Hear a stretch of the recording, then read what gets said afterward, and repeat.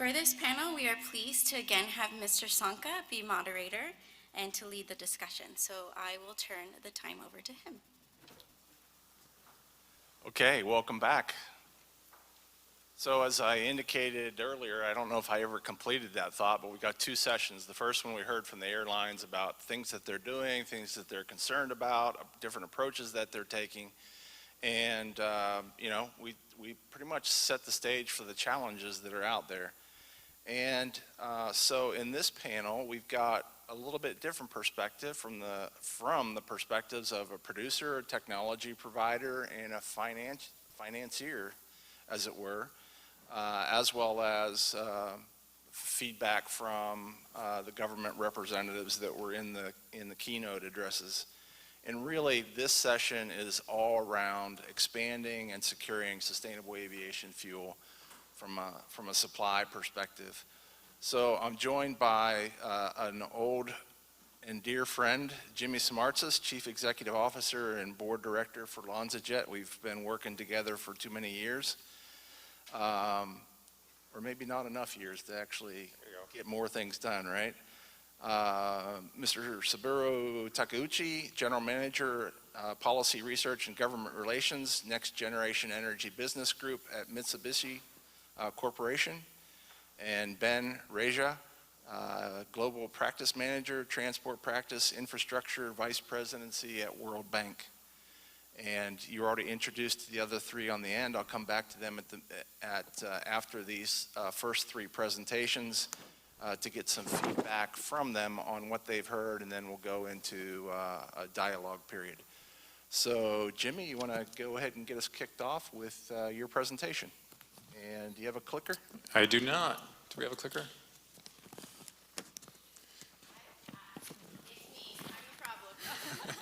Well, I'm getting that. It's wonderful to be here. As Steve mentioned, he and I have worked together for many years. I've been working at building this sustainable aviation fuels industry for 15 years.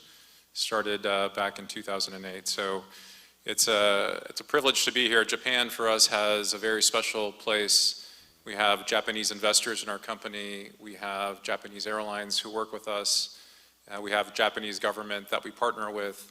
So I'm glad to be able to be here today and to share a bit of our story with you.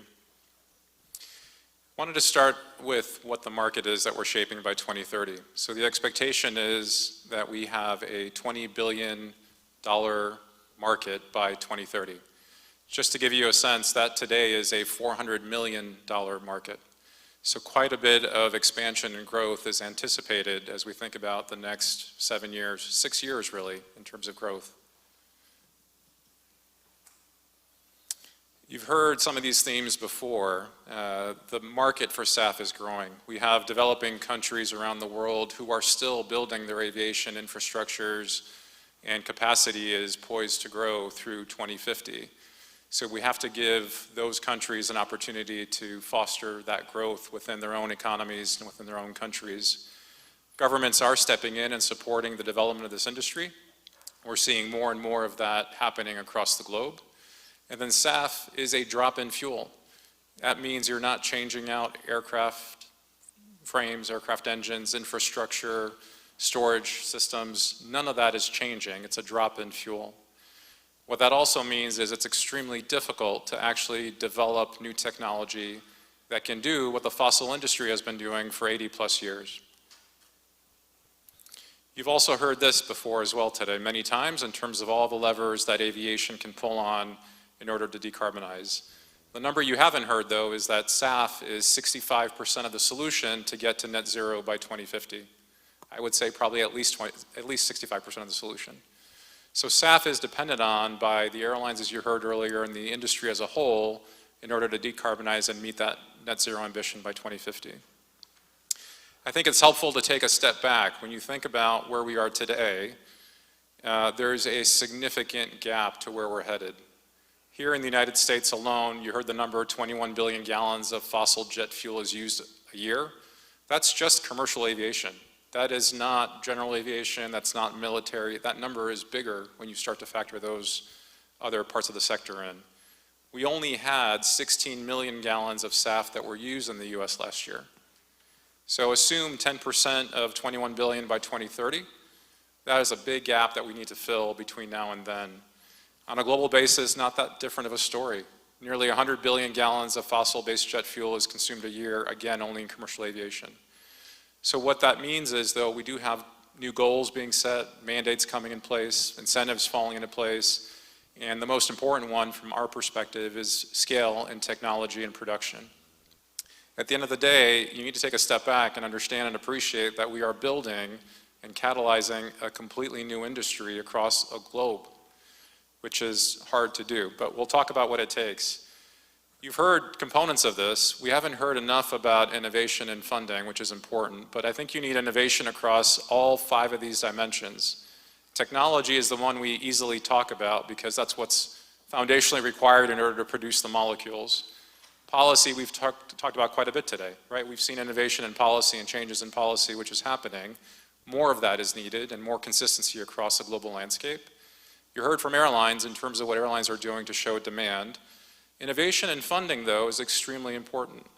This is not cheap to do, right? It costs billions and billions and billions of dollars to build new infrastructure.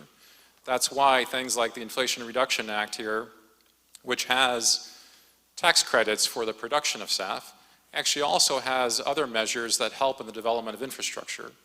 When you think about what the government of Japan is doing, whether it's METI or NIDO within Japan, they're providing capital to help build out the infrastructure. When you're talking about billions of dollars that need to be deployed, having government support on the front end to deploy the technology is extremely important.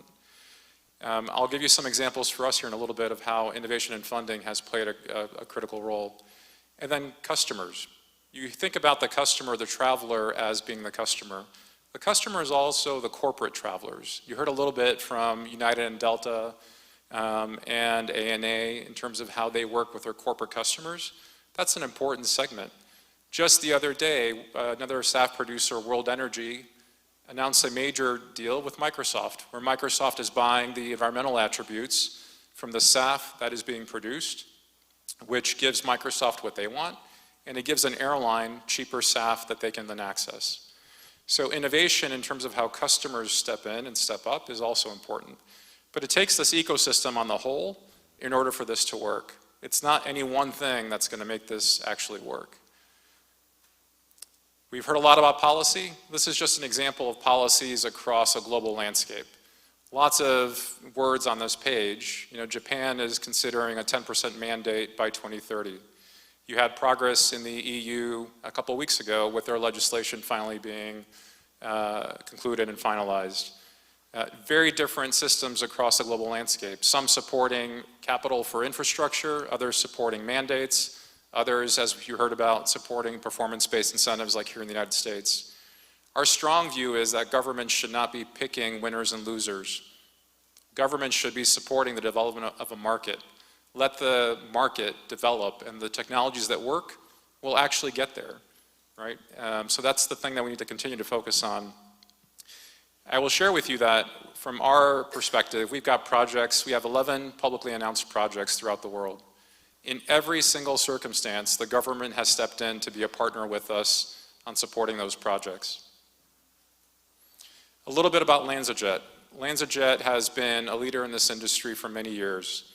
We use ethanol as the feedstock and thermocatalytically convert that into SAF. It's a novel technology that is extremely important in terms of decarbonizing aviation. We've been the first to the market to develop this technology. It actually started with the US Department of Energy. Our technology started actually in the Pacific Northwest National Lab in a lab environment. We scaled it up to pilot scale, demo scale, and now to commercial deployment. The US Department of Energy has been alongside us on that entire journey, from the lab environment all the way now to commercial deployment. We were able to get certified by ASTM in 2018. What that means is you can use our SAF as a drop-in fuel on commercial airplanes that have the flying public on them.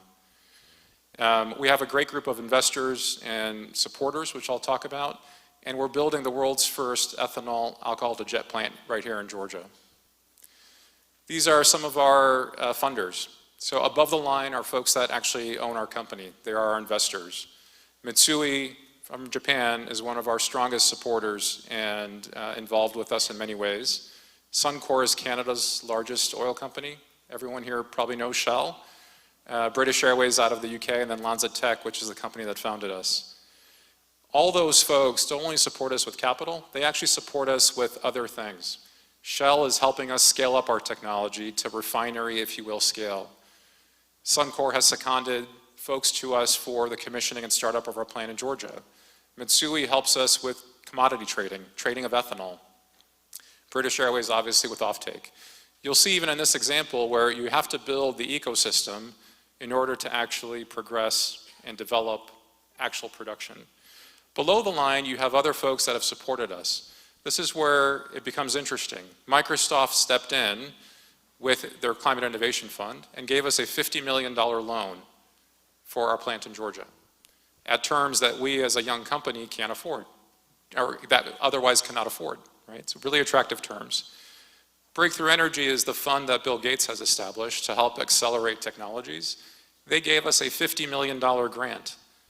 If you were to think about financing $50 million for our small plant, it translates to 80 cents additional per gallon of cost to the airlines. Al Nippon Airways showed up with a prepay for the fuel that we have with them, and the Department of Energy as well with a grant. The really neat thing about ethanol, and I can't stress this enough today, is that ethanol is not just what we conventionally know of ethanol as being corn ethanol and sugarcane ethanol. It is that, but it's so much more. We can make ethanol from off-gases, from industrial processes. Think about a steel mill. I was just in Ghent, Belgium, at the ArcelorMittal plant, a steel mill. We take the carbon monoxide from the steel mill and produce ethanol using our partner LanzaTech's technology. This is their project. We've done municipal solid waste converted to ethanol.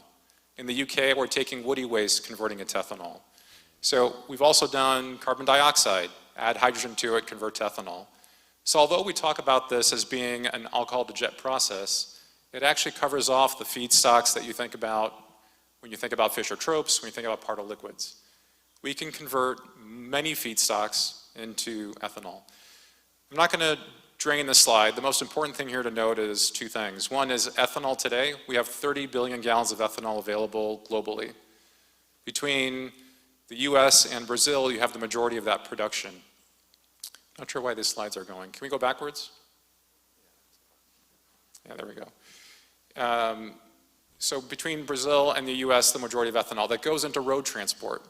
Road transport is electrifying. It frees up capacity to shift to another market for aviation. And then when you think about the other feedstocks that I mentioned, it's an unlimited potential. You don't have a feedstock issue when you think about getting to ethanol. The thing I didn't mention in the last slide is, our process gets you to 90% of the product as SAF. That is very unique, right? Because other processes through the cuts of oil give you what it gives you. When you take ethanol as a building block molecule, you build it exactly as you want it for the products that you want.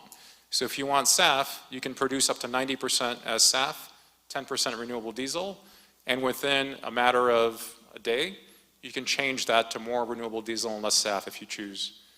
The picture here is our plant in Georgia. When I talk about commercializing our technology, this is our actual plant. It's nearly done being constructed. It will be operational in Q1 of 2024. Construction wraps up this year. It is about an hour and a half west of Savannah. When we think about the global landscape, I said we have 11 announced projects. We have a total of 60 different opportunities that we're pursuing across the globe. Those are all different feedstocks, different partners, from oil companies to project developers. The numbers on this page signify where we see the biggest pull in terms of number of engagements that we have.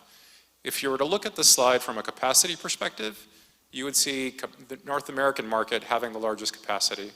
In North America, because of our performance-based system, you're having folks wanting to build larger capacity units because they can access ethanol that is already available in larger quantities. But we have projects in India. We're working with India's largest oil company for the first SAF project. In Australia, working with Qantas and Airbus on Australia's first SAF project. In New Zealand, the same thing with Air New Zealand. In Japan, we have two projects, which hopefully I'll talk about here. Mitsui is our partner in Japan. We are also working with Cosmo Oil, which is Japan's third largest oil company, and Taiyo Oil, Japan's fourth, on projects there, and certainly working with ANA, one of our partners, as well as JAL. It's extremely important that we think about these things on an ecosystem basis, and that's what we do. Every geography that we show up in, we pull together the right parties to help develop these projects. And just to wrap it up here, the sentiment I want to leave you with, this is a study that was just published by the consulting firm LEK. You'll see the different pathways listed here. You have HEFA as the dark bar at the bottom. You don't see much growth in HEFA because of the constraint on feedstock over the years. Alcohol to jet is the dark green, Fischer-Tropsch is the light green, and then power liquids is the blue. The message here is that with ethanol, actually, we can do the same things that you see with Fischer-Tropsch and power liquids. So alcohol to jet should not be thought about as just a corn ethanol or sugarcane ethanol story. It actually is a versatile platform where we can get to ethanol using any number of feedstocks and satisfy much larger demand and opportunity. And with that, I'll leave you with our tagline, which is "Someday is now." Thank you. Thanks, Jimmy. So this is one of the challenges that I face very often in the marketplace. All of us do, anyone who is involved in this sector, that people think that what exists now, that's it. That's what you got to work with, right? You've got to get to your 2050 goals with the technology that you have today, limited feedstocks that you have today, et cetera, and it's absolutely not the case. And I think, yes, that last bar chart represents one person's view of sort of today-focused kind of mentality, but the thing that gets me out of bed in the morning is my insight into all the rest of the things that are still coming our way that allow us to use 24/7 available low-cost feedstocks, completely new sets of technologies that allow us to do hub and spoke systems with respect to really simplifying the supply chain, driving down carbon, et cetera. And so one of the companies working broadly in the technology space is up next. And so, Saburo, if you want to take it away. Thank you. Distinguished guests, friends, and participants, thank you so much for having me today. My name is Saburo Takeuchi of Mitsubishi Corporation. I'd like to talk about SAF deployment broadly, not just about US or Japan, but on a global scale from a private sector supply and an investor vantage point. So let's get right into it. Very quickly, I won't go through all of this. Mitsubishi Corporation is a global investment and trading house. We operate globally. More importantly, for today's conversation, not only you'll see this highlighted in red, my division, Next Generation Energy, but we also have other divisions within our company who are in petroleum and chemicals, but also the agri-food industry. So we try to leverage their know-how in terms of supplying, for example, biofuels. Very quickly on our company-wide, not just SAF, but how we are trying to do energy transition within our company. On the left-hand side, similar to many, we have a 2050 net zero target, and we also have a 2030 halving target. So we currently have 23 million tons of CO2, trying to have that very, very quickly. On the right hand, more importantly, on the offensive lens, here are probably the four pillars that we are trying to address through. One is renewable energy that you see in the green, and we're diversifying away from thermal coal assets as we speak, but also doubling our renewable assets. Currently we have about 3.3 gigawatts, so we're doubling that to 6.6 as we speak. Also, to assist the global electrification journey, critical minerals, as you know, is a critical, as the name says, very important. So copper, lithium, nickel, we're actively working on. Natural gas, you'll see on the right side, slowly disappearing, but for now, natural gas, or LNG, continues to be one of Japanese baseload energy sources. So we're going to continue to supply that, but to address the net zero target, we're actively pursuing CCS and also carbon credits to manage these two targets. And also, which comes to SAF-related issues, my division, Next Generation Energy, so not just SAF, but hydrogen, ammonia, other hydrogen derivatives, and also for countries like us, maritime transport of hydrogen. These are very all important, so a very busy division for us.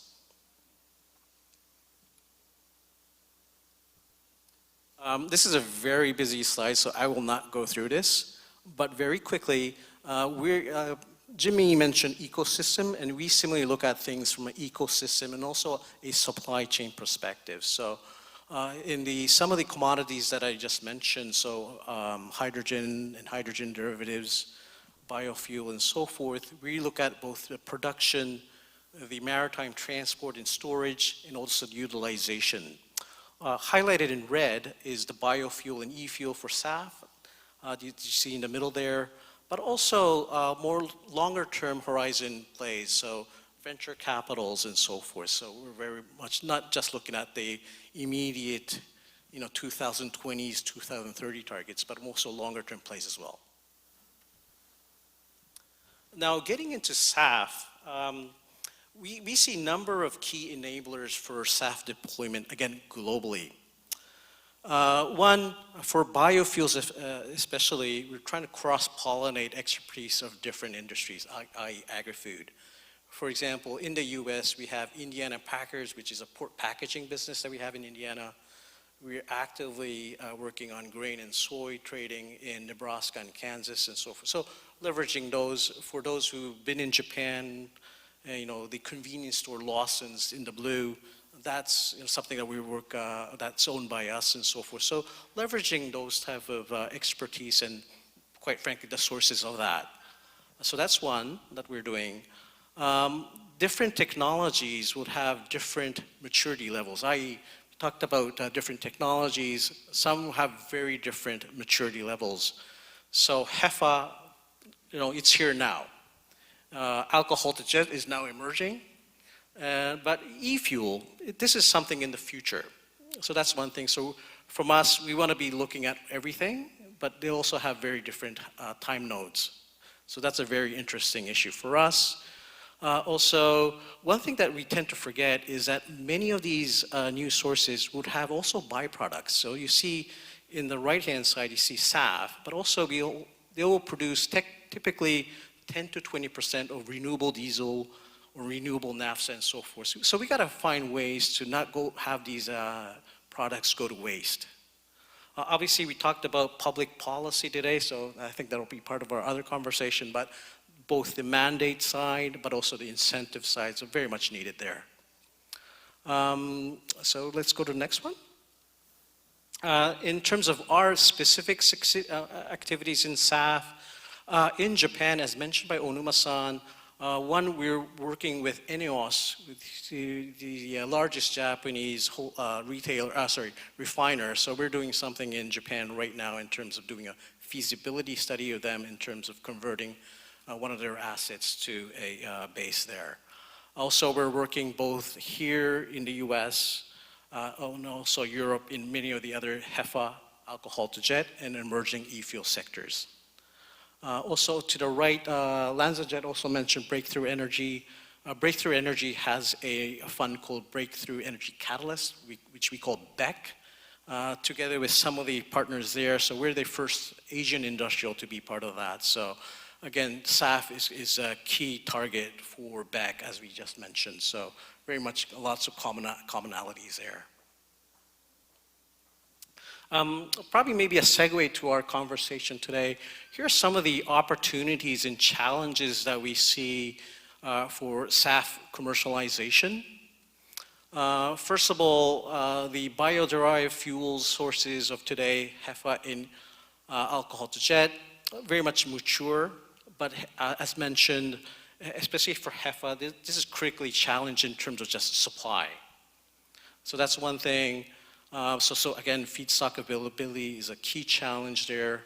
Not necessarily an issue for US, but if you look at HEFA globally, you are going to see need for traceability and transparency. So issues like child labor, for example, exists in other parts of the world, and which needs to be, quite frankly, stomped out. So we can't not play there, but those are issues there. E-fuel is a ideal pathway from just a pure low carbon footprint perspective, but this is not here yet. So this is going to take a bit of time. So that's one. So again, policy requirement, which is probably a good segue to policy and support. One thing that we do see is, US and EU has mechanisms already in place. And as mentioned by Mr. Onuma, Japan is currently in design of locking in this 10% requirement. So that's coming. Other regions, maybe not so.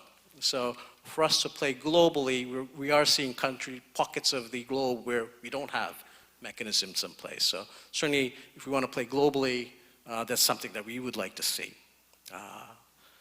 And also, when I say regional differences here in the bottom, for example, US has everything, upstream, midstream, downstream market. Japan does not have any indigenous energy, so we have to import our feedstock. We in the private sector, we can manage the midstream, and then we have the downstream. Other countries might just have the upstream. So I think these different countries probably require different types of incentive mechanisms. So that's a key issue for us, and that's my end of the presentation. Thank you.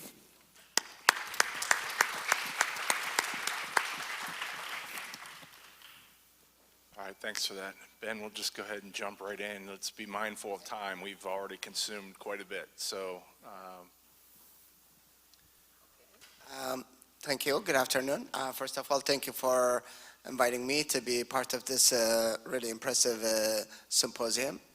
Well, this is supposed to be about US and China, but I think this whole SAF business does need to include emerging and developing economies, and in order to actually accelerate the transition to decarbonized aviation. And there is quite a lot for international cooperation that we have.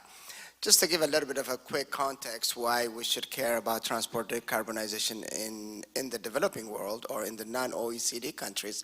This graph is always I show this because most people think that non-OECD countries don't have anything to do with carbon emission because that's mostly an OECD problem. Well, when you actually see this graph, the last 20 years, the vast majority of carbon emissions from transport actually the growth came from developing economies. So if we're going to meet our Paris goals, not only do we need to decarbonize transport sector, but also we need to decarbonize it in developing and emerging economies.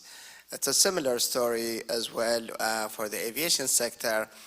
Now this graph is showing the vast majority of aviation emission is coming from high-income countries or upper-middle-income countries. Currently, low-income are very low, but as we all know, air transport is income elastic. So as these countries develop, their income increases, air travel is going to increase, and we want to see that. Actually, some people think there shouldn't be air travel, but I don't agree with that because, like Anne said, connectivity for small towns or for big countries is crucially important for development. So if we're going to continue on the development trajectory, air connectivity will increase, air travel will increase. The only thing is we have to do it sustainably. So there shouldn't be a kind of contradiction or a trade-off between whether to travel or to be sustainable. So I think this is where we need to then work very hard on that. You may have seen our report recently that we issued on the role of sustainable aviation fuel. We agree that SAF would play an important role. Our estimate is 58%, but it's kind of 65% close to what Jimmy said, so more or less we're very close there. Current SAF production plants are dominated by OECD countries, which is unfortunate because the non-OECD countries actually are currently using about 42% of the Jet A fuel, and their demand for Jet A fuel is increasing. So we want to see many countries also to be part of that. And then we also don't want to leave developing economies behind on this energy transition because they can play a big role either in the production of SAF or in providing feedstocks and in actually using SAF also for their own purposes. So bringing emerging economies to the value chain of SAF is going to be hugely important if all of us are going to meet the needs of SAF for aviation. There's just not going to be enough. Well, maybe not the US, but Japan and other countries, the European Union, are going to need feedstocks and SAF to be produced outside of their countries. So this is just to show you the feedstock availability by region. You see that the non-food feedstocks, the vast majority actually of feedstocks in developing economies, contrary to the perception, comes from non-food sources, or it just doesn't displace any food. So we have quite a bit in Africa, in Asia, and in Latin America. So then to get into the crux of the issue then, why don't we see SAF investment in developing countries? Well, first is I think, unlike many of the advanced countries, there are lack of policy support for SAF. Okay, there is the Korea, the EU thing, but other than Brazil and Indonesia, which is actually exactly, I was testing myself whether I'm correct, but in Jimmy's slide, he has both countries from developing economies, and then of course China is there as well, but we don't see any supporting policy for the production of SAF in many countries. Then there is a lack of access to funding and financing, which I'll talk a little bit more about that. And there's also the whole business of lack of bankable projects and weak demand in the developing economies, or I would say fragmented demand is maybe a better way of describing what we see there.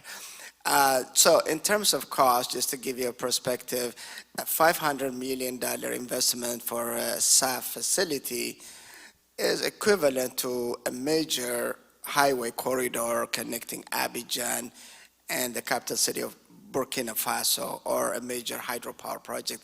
So as you can see, the trade-offs are really huge for a country in developing economy. So which then says then we have to be much more innovative in bringing investment to other countries. So this is where I think I was hoping to explain the different financial innovations that we can do. I'm not so sure you can see this, but the whole idea is we need a blended financing structure if we're going to uptake investment here. First and foremost is we need concessional finance or grants, for whether it's going to be from climate funds, from multi-development banks, or it could be also bilaterals. You know, many bilateral countries, US, Japan, they have an aid program. So we need to bring that in, and then we need to map that kind of source of fund into where we could use it appropriately. It could be for guarantee or for taking first loss guarantee in that investment. So that basically then we get kind of other types of capital. Could be a loan from the World Bank or from IFC, other financial sector. So those are also much cheaper loans, kind of what you got from Microsoft. And then we also then need to go from the private sector to get equity investment, or the sovereign funds that are interested in having a long-term investment. And then other financial institutions, then we can, you know, this kind of private sector investment, we can wrap it with maybe some partial risk guarantee. We have like a MEGA type instrument. So in a way, so I think what we're trying to do is blend, aggregate this different financing and create an investment fund or investment facility, which then in turn provides long-term loans to the different beneficiaries, whether it's a feedstock manufacturer or it's a SAF facility, or maybe even, you know, an off-taker could be. So with that, I think we think by blending this financing, we can de-risk the private sector's investment and channelize a lot of the concessional financing into the appropriate way, and we minimize the government's expenditure on this investment. So, and then it also helps us in aggregating the fragmented demand, because one of the things that this kind of investment facility could do is look into the different demands and kind of aggregate them through project and pipeline development in different countries. So if you think this facility, for example, is set up, I don't know, in South Africa, then you can think about the neighboring countries that would provide the feedstock can be aggregated and be brought. So that's a little bit what our thinking is in unlocking financing for SAF, and it does require quite a lot of international cooperation. We're ready to work with the private sector and bilateral donors and other people interested in this. We have a few projects that are ongoing now in Kenya, South Africa, Colombia, a little bit on India as well, starting a dialogue, and some other countries that are coming in the pipeline. Thank you.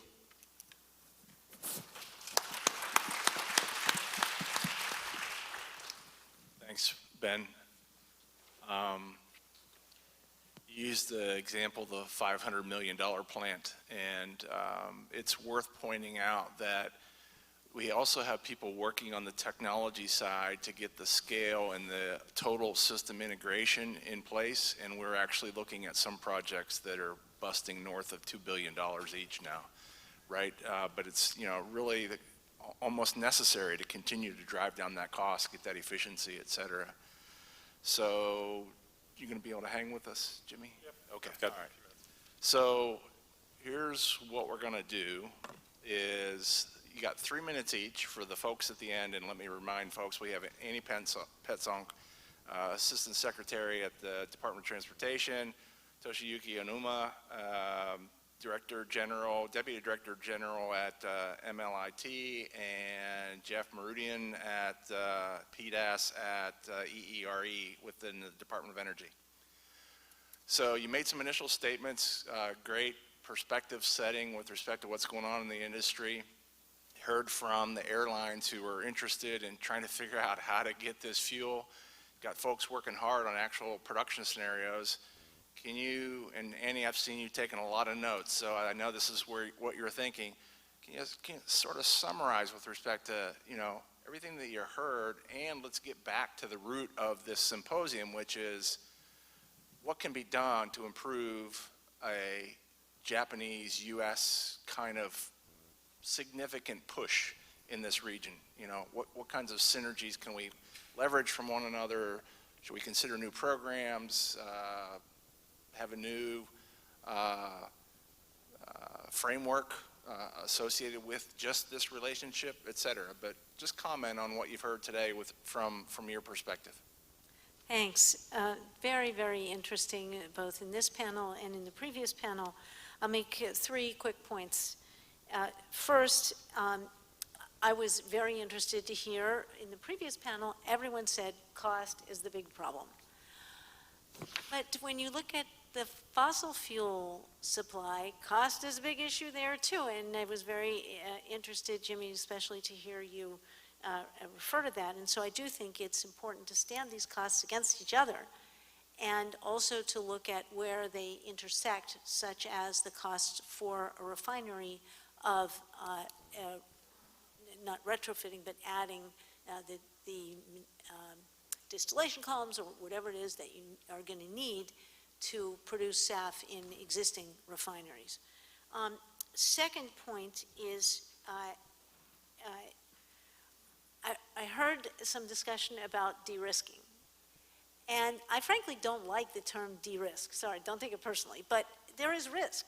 And government is not going to remove all of the risk in this field. What we can do is we can share risk. For example, several folks have talked about the production tax credit and the blender's tax credit. Those are 2 examples. There was discussion about mandates as another means of sharing risk, which is very interesting, because when a government does a mandate, if it has a sufficiently long timeline, or when it does an incentive with a sufficiently long timeline, that helps reduce the risk.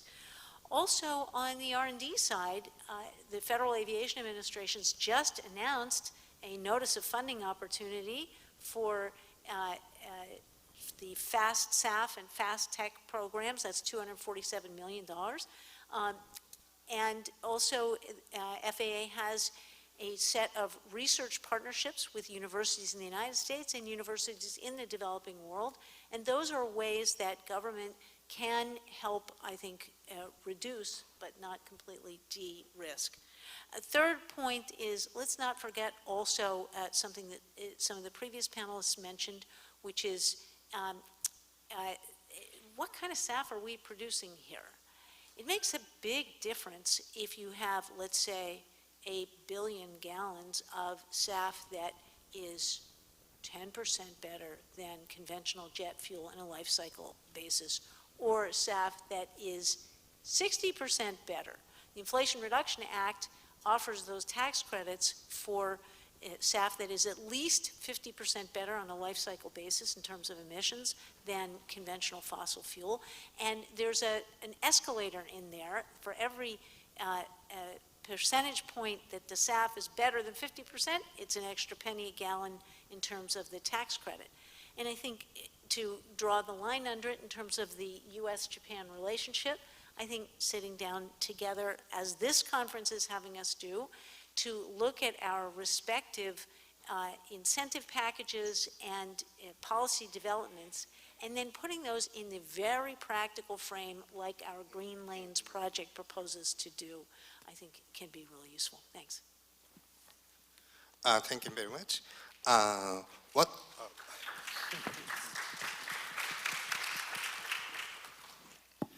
Thank you very much.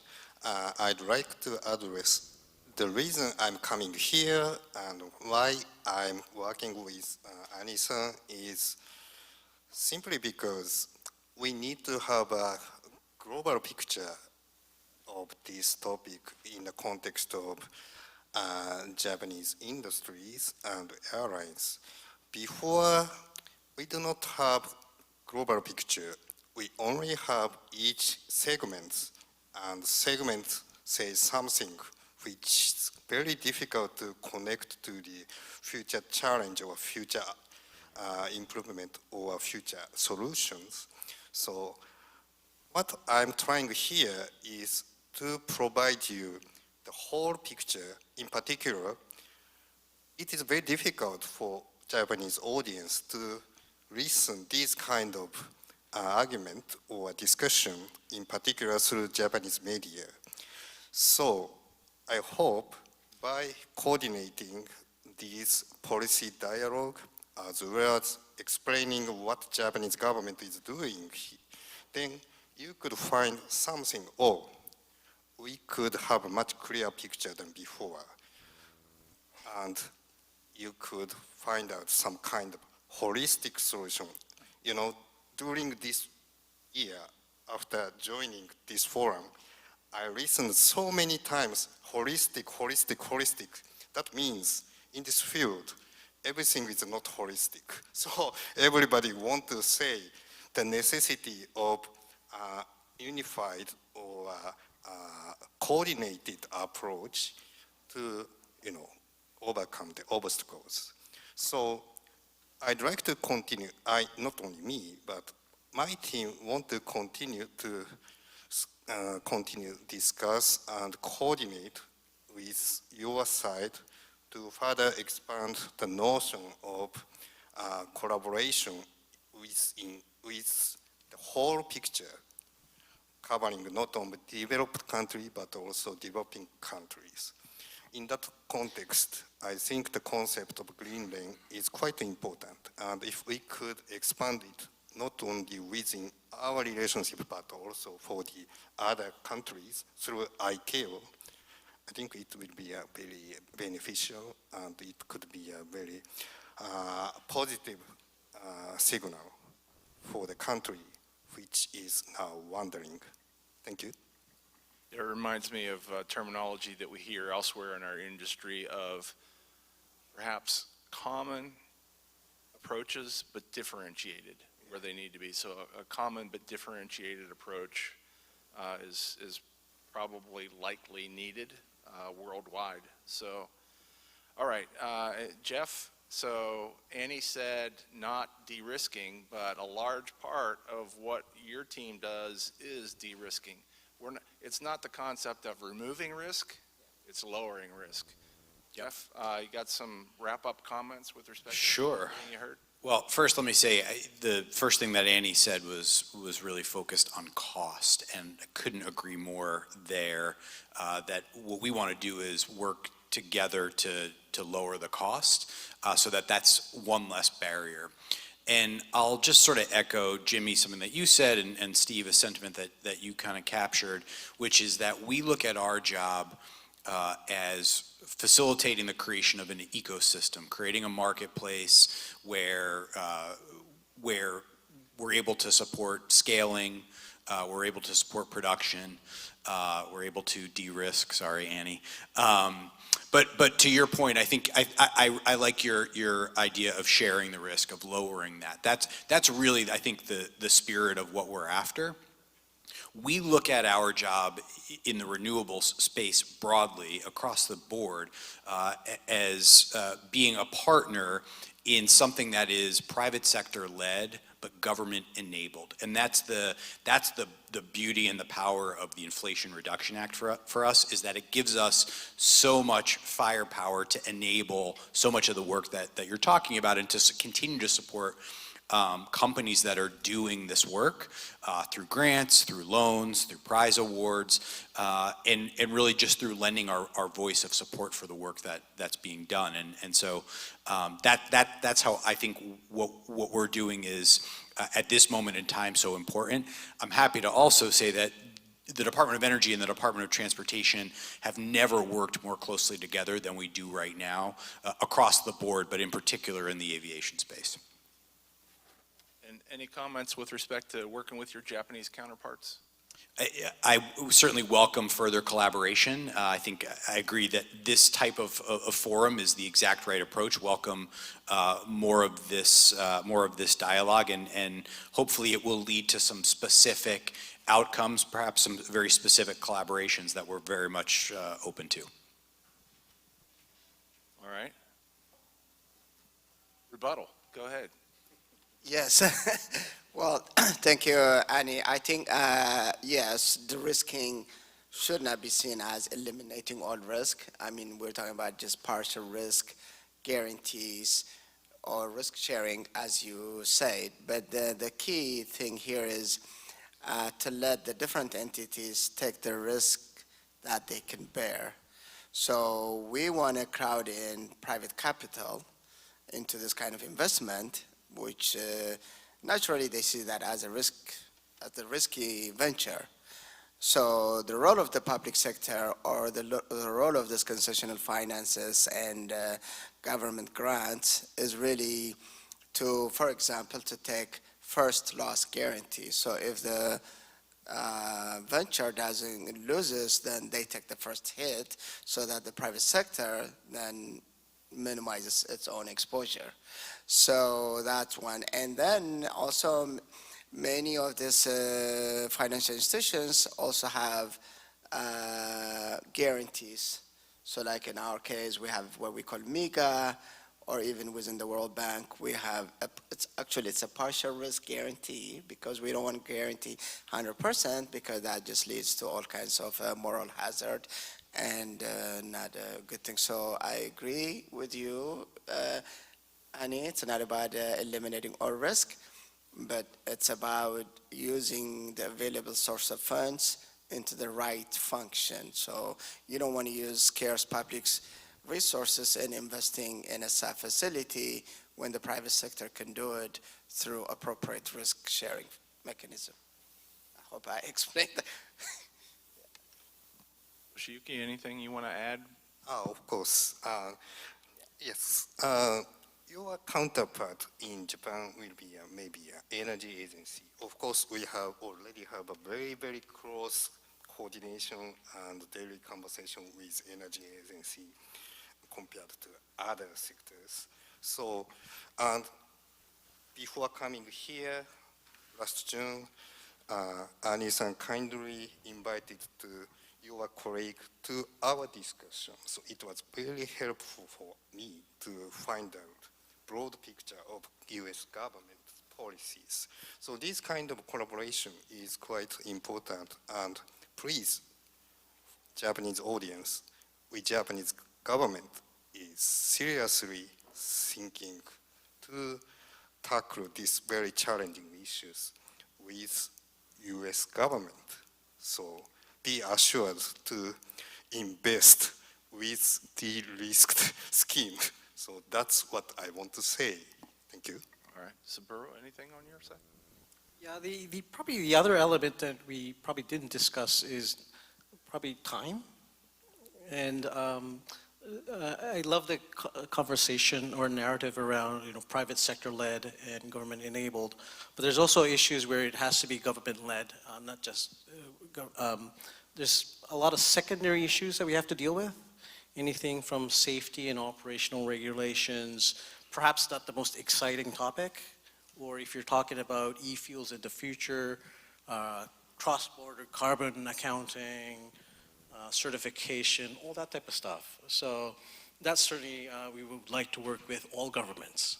So really looking forward to the active conversation. Thank you so much. There's one other thing that we didn't necessarily talk about, but I know it's an issue today with respect to what might be about 20 projects that are poised for starting their commercialization journey, and that is the length, the duration of policy support. Policy support doesn't have to, cover all challenges, but when it doesn't cover the tenor of the loan, it's really problematic. And so, Jimmy, last word to you with respect to how things are going, working with the Japanese, making it happen. 1 billion gallons, right? 1 billion gallons, yeah. We did commit, just the reference there is when the White House here in the US announced a 3 billion gallon target by 2030, we were at the press conference and announced 1 billion gallons of that will come from our technology. And the good news is we have line of sight into how we're going to do that by 2030. I think the final message for me is one of urgency, right? The tagline I left you with, someday is now, means that we can't wait to tackle this issue someday, and that we actually have the wherewithal to do it today, and we need to do it today. So when governments like Japan, frankly, are considering a 2030 mandate, what that really translates to is folks are going to wait until 2030 to comply, right? We're not seeing the activity sooner than 2030. So the notion of having some interim targets is important. Maybe there's a 5% target by 2027. That helps get the industry moving in the right direction. So just the thought around urgency, we have to decarbonize. Our world is to some degree falling apart, and we have things that we can do today to actually make a pretty big difference in decarbonizing important sectors like aviation. Okay, I have 0 minutes to do my summary. I'm going to default back to Jimmy, the structure you laid out, because I think it's just encompassing, right? It's the concept that innovation is required across all of these areas. Continued technological development, policy, including technology neutral policies that reward the behavior that we're after, in models, in funding, in consumers and finance structures, et cetera. Again, we're early days in this industry. It's hard to be patient, but there's a lot of good things coming down the pipeline, and collaboration between Japan and the US can help with many of those challenges that are out there, and I look forward to helping the industry work all of those. Thank you.